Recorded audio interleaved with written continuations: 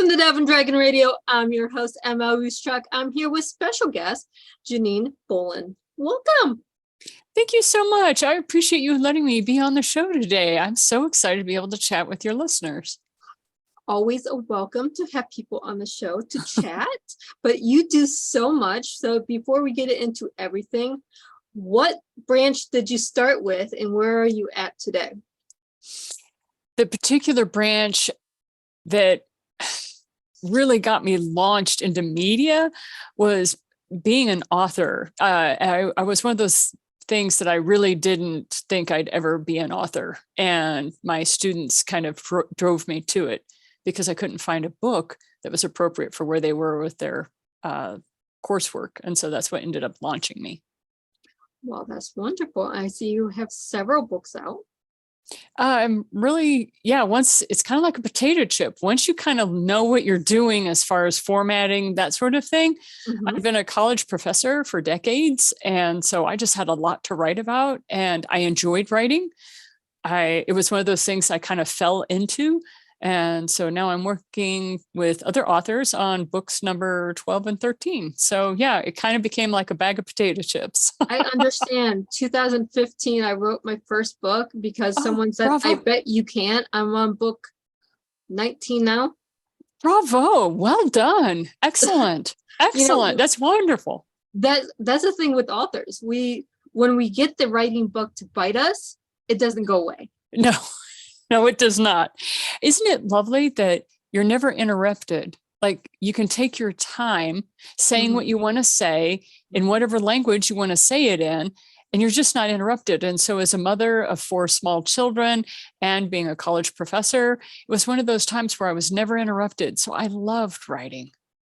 Exactly. You can put a sign on your door, mommy's writing, and they usually leave you alone for 30 minutes.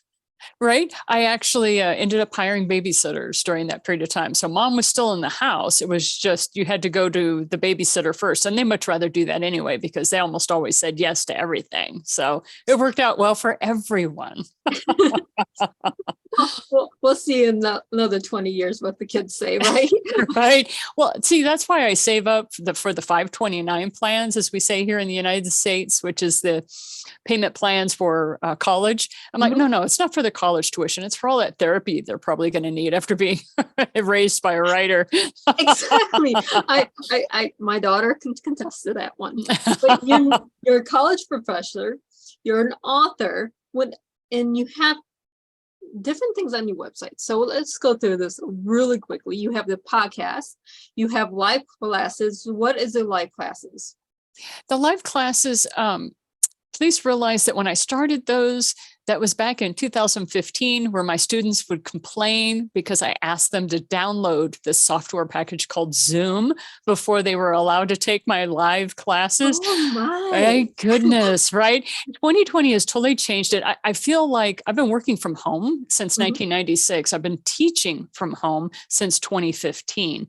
And so one of the things that I love is I feel like everybody's finally joined my party. I've been at this party. I've just been waiting with the lights on, if you will. And now everybody's joined my party. And so I probably need to change that off the website and make it more updated.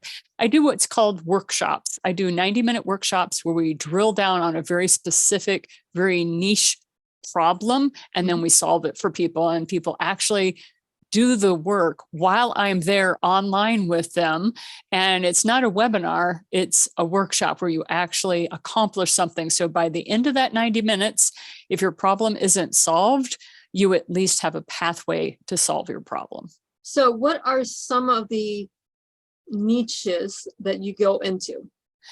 One is how to bring more clients into your business using the 4-hour-a-week system. And that's the book, The Thriving Solopreneur. And in my book, I go into detail. You could just read the book, but some people want the live interaction and the hand-holding. They actually want to set aside 90 minutes to do what I educate you to do. You could read the book and do the same thing. So that's how we work with them on that, is setting up their calendar. So they set up that 4-hour-a-week system to nurture their business. So that's number one. Number two is how to build your media kit as an author so that you can go on the virtual tour with your book. That's another workshop that I do. And then I actually have a 90-minute workshop on how to run 90-minute workshops so people can make money on the barrelhead. So it's kind of almost Inception there, like how many levels of Inception, where I give that 90-minute workshop on running 90-minute workshops, because a lot of us have fabulous intellectual property. There are things that we have solved that other people will pay us to learn how to do them, especially if we're very specific. And we only have 3 exercises that we do in that 90-minute workshop. So that's the other one that I do. That is wonderful. All 3 of those are much needed. I can't tell you how many authors come on the show and go, oh, you know the media kit? What's the media kit?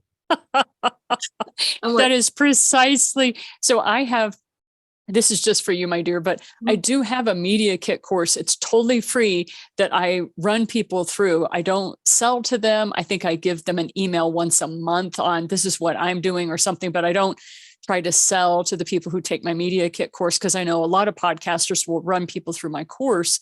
And as a courtesy to you, you guys let me on. And so I'm going to take care of your people and at the same time not sell them. But yeah, I have a free media kit course if you ever want me to give you the link.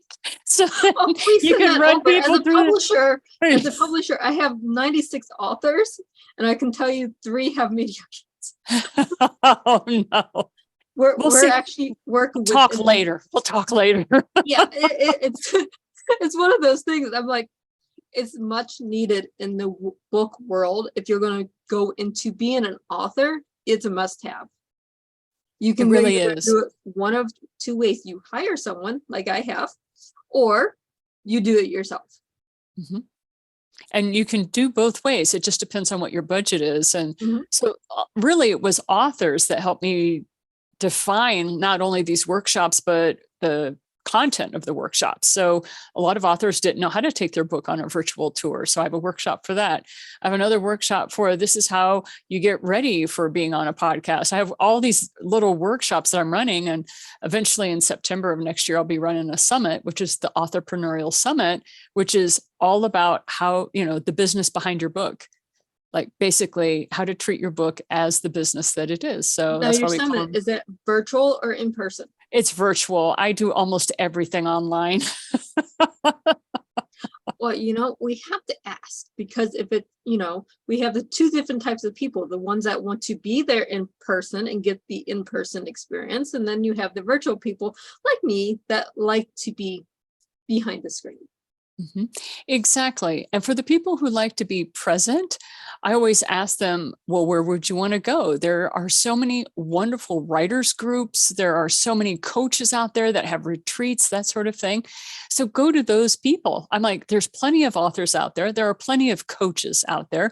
Find your person who caters to your needs. So if you want to have a retreat, I am not your person unless the retreat is online. Why? Because I've been doing online stuff since 1996. That is my strong suit. I can walk people through processes online, super easy. I know how to make that happen. If you want an in-person retreat, there are so many wonderful, highly qualified people who can walk you through a retreat. You know what I mean? So play to those people's strengths. So I always say to folks, oh, do you want it online? I'm your gal. You want to pick me. But if you want it in person, well, I have a list of 15 people you can go to. I like that. I'm like, what do you want? As an author, you have to know what you want.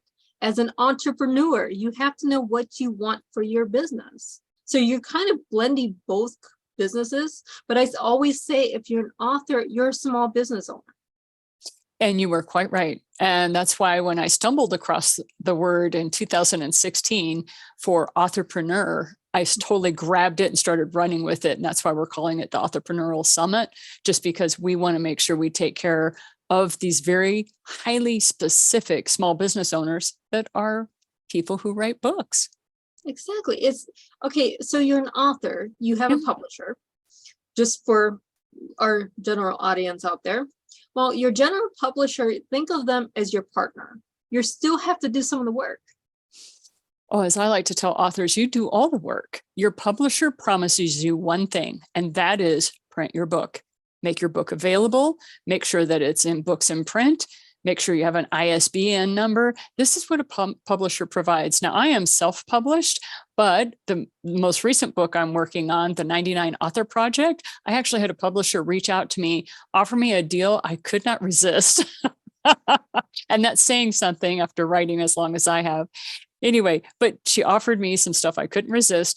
And so that's the first time in my life I've actually had a publisher, and it was on book 12 that I had that. But that's all a publisher should be ever expected to do since 1999. This is when the sea change happened in the publishing industry. And unfortunately, people expect a lot. They hear about people getting checks and being able to get royalties and stuff like that. A lot of that sort of the publishing industry doesn't exist any longer unless you're highly niche or you're somebody with quite a name, and then publishers will come running to you and offering you those advances on your work and stuff like that. But it is highly specialized, and I assure you 90% of us don't fit the bill. Thank you for saying that, because you're welcome, my dear. I like to defend publishers a little bit. Well, people have this unrealistic expectation. If you're a publisher, you should be paying me for my work. It doesn't work like that anymore. Mm-hmm. We don't do 100% of your marketing. We may do 50%, but you're still do 50%. If you're doing zero marketing, your publisher is going to do 50% of zero. It's still zero. Precisely. And the author really has a better stake in it. I really like to encourage folks. I have a wonderful book called Author Podcasting. It goes through point by point what you need to do for a media kit. And then it also talks to you about how to get on podcasts like this one, how to get on video, VTubers, how to get onto theirs, how to handle media in general. And then don't forget the old time press releases. Now, a lot of people think press releases are dead, and that is not true at all. I still, before any book is published or launched, I have press releases that go out for that book.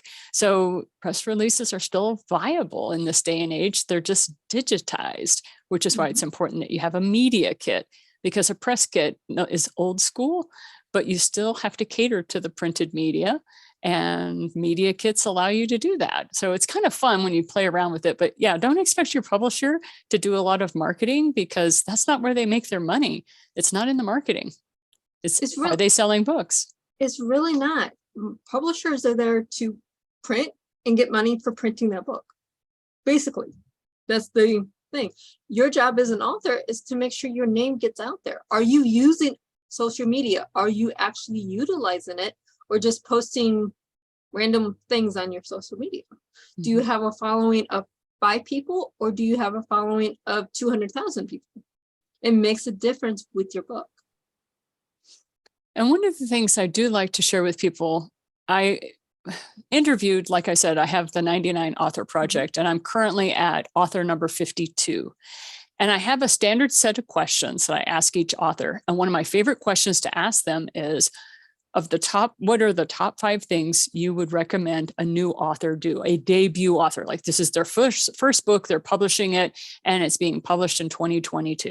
What do you recommend? Without fail, almost every single one of them has said, I wish somebody had told me about marketing the book before I finished writing it. And I was like, exactly. Start building your e-list or your email list now, because it is more powerful than anything you can do on social media. Now, I know that we talk a lot about social media, but that's what we call promotion. It's not marketing. Marketing is your email list. And so one of the wonderful things that I loved about chatting with you, my dear, was the fact that you and I were kind of chatting it up a little bit about how there's a difference between what the publisher does and what the author does. And then I don't want authors to be confused, because they're authors, they're writers, they're not marketing professionals, right? And so for our authorpreneurs out there, we'd like to share with them, there's a difference between marketing and promotion, and don't get the two confused.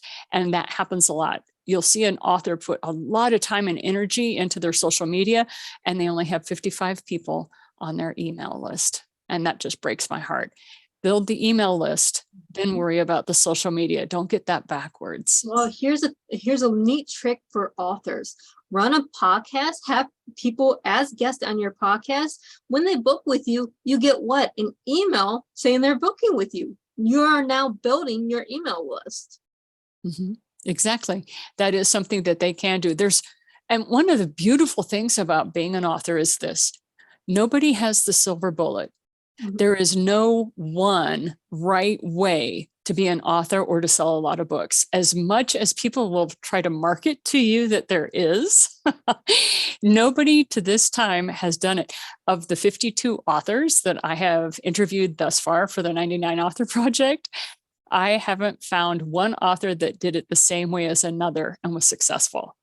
All of them have been successful in different ways through a variety of experiences. And that's what the book is about, is all the different ways that people have been successful. And what you have to do, like you were saying at the very beginning, which was you have to know what you want. So what is your goal? What is the goal for the book? And what is it that you're wanting to achieve in the next 6 months? And that will dictate where you spend your energy. And you want to make sure that you're doing something that's in alignment, not only with your book's message, but with your personality. Exactly. Are you going to craft fairs, books fairs, anything that has a work fair at the end? Does it align with your personality? You might hate doing that. Why? It's in public. I get it. That might not be your lane. Do something that's online. Do a virtual tour. Do a virtual craft show. They're just as fun. I agree with you. And so that's one of the things that I've learned through this project that I've been working on, is that there just isn't a silver bullet. There isn't any one way. And I know I've already said that, but I can't emphasize it enough, especially as I've been so fortunate to interview so many different authors from all walks of life: nonfiction, fiction, poetry, biographies, crime, novels, detective novel. I mean, the whole gamut. And even my horror authors, they all have different ways that they go about selling their books. And guess what? It's right for them. Exactly. I can't tell you how my best-selling authors do what they do, because I don't have that information. They have tried to teach me their way, and it doesn't work for me as an author. It works for me as a publisher because it sells their books wonderfully. But as an author, their way doesn't work for me. At the same time, there might be something else that's not working for someone that works for me. It just depends. Mm-hmm. And so don't lose hope. Keep doing it. Keep doing what you're doing. And I always share with debut authors, once you've published your book, we celebrate, enjoy it, spend 6 months, doing the launches. If you want to be an Amazon bestseller, go ahead and do that. I never had that desire, but then when I started publishing my books, it was in 2005, and KDP wasn't even a twinkle in Amazon's eye yet. Mm-hmm. And so I never had that need. However, if that's a goal of yours, then you're going to have a very different path than somebody like myself, who was just writing books for their students and ended up selling 7,000 copies without really even trying, just because word spread about this book about money. And so that was one of the kind of fun things about that particular phase of my life. So it just depends. That teaches money, how to make money, and is not selling? No, you can't have that. You put money in how to get money in a SEO, it usually gets picked up. Yes. Yeah. So it was one of those fun things that I just started off because I was just trying to help my students, because I noticed their grades were falling and toward the end of the semester. And it was because they didn't know how to handle money. They didn't know how to handle the money that was coming to them. So by the end of the semester, they started running out of grocery money, and they started living on ramen and cup of noodles and all that stuff, and not high quality food. So they weren't able to focus. And I was noting the nutrition was a problem in our college. And so I really started focusing my time and energy on the freshman class and teaching them, okay, you're away from mom and dad, and this is how you need to make things happen. Please realize this was back in 2005, and we still had flip phones as cell phones. So, but the lessons are still needed today. It's the Or same. it, Yes. it doesn't change. A No, it freshman in doesn't. college is freshman in college. Then it doesn't matter if it was 20 years ago or today. You still have to learn how to not live on ramen, but actually have healthy food. Why? Because your brain needs it.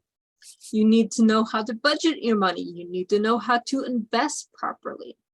Buying a video game may be cool, but it doesn't help you at the end of the semester.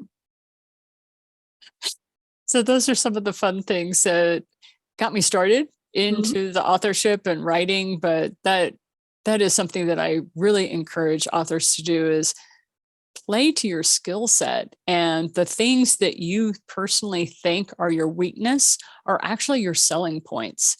So when I was running around Southern Utah, Arizona, New Mexico, to all of these independent radio stations, because that's what I was doing back in 2005, I'd go to radio stations, local radio stations, I'd get on their talk shows, and then I'd run down to the local bookstore of that town and hand them 20 of my books.